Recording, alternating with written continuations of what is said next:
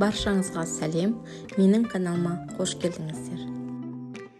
Біз бүгін өте қарапайым рецептпен жасалған үлпілдек, жұмсақ, тәп-тәтті болып пісетін пирог дайындаймыз.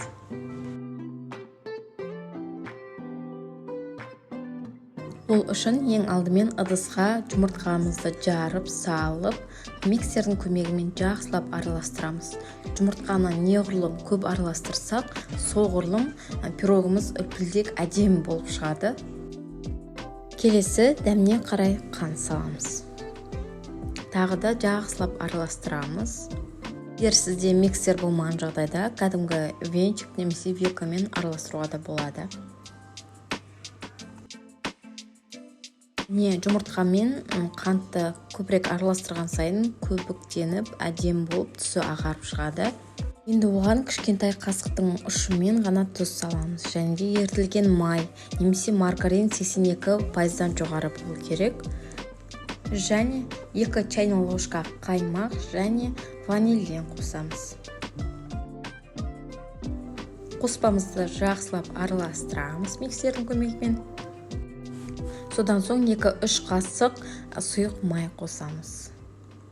Сұйық май пирогтың жұмсақ болуына әсер береді.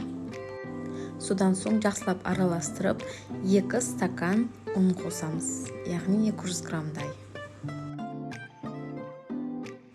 Ұнды салып болғаннан кейін миксердің көмегімен жақсылап араластырамыз. Көріп тұрғандарыңыздай, қоспамыз сұйықтау болғандықтан 3-ші стакан ұнды қосамыз. Және де ұнға разрыхлитель етел қосамыз.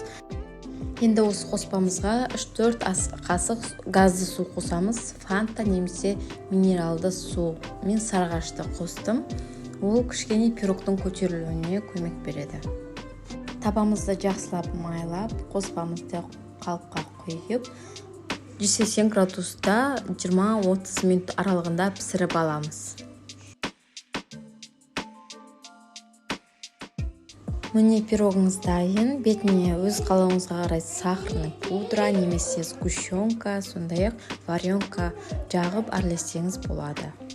Егер рецепт ұнаса, лайк басып комментарий қалдыруды ұмытпаңыз.